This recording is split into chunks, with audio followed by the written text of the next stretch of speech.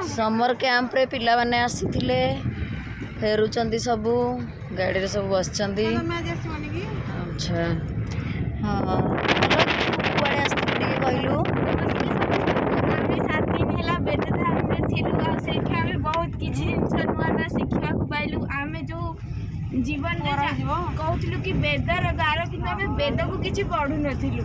वेद कोन आमे जानि नथिलु। एठी आसी स्वामी जी हमको वेद विषय रे किछि बुझेले और समाजर अंधविश्वास और कुसंस्कार ठु दूरे कि केमि आर्य समाज रे पंचीबा को कथा सिखिलु।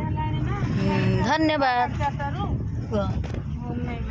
लोक माने जो भ्रम रे अछंती स्वामी जी कहले जे मनीष मनुष्य सी जे विचार करी काम करे माने जार बुद्धि अच्छी तो जे नहीं सी किसी भी लिखि दौर गप माने भ्रम रे अंधविश्वास भाई मानि जाऊँ। स्वामी जी शिखेले जे मनुष्य बुद्धि अच्छी माने आम विचार करवा कथा जे गोटे कथा केते दूर ठीक केते दूर मिछ।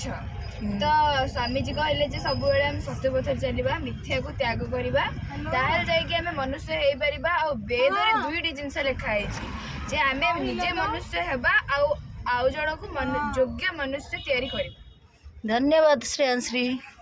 नमस्ते मु निखिलेन्द्र कुमार बारिक आम दीर्घ 7 दिन है बेदध्याम थिलु। आज आम फेरुचु आम बेदध्याम आमको स्वामी जी जो आखि बंद कर जो अंधविश्वास को विश्वास कर दूरेबा शिखीचु एवं जो कम अन्य कले आमको भल लगे आम से कम करवा ना धर्म विषय शिखिलु।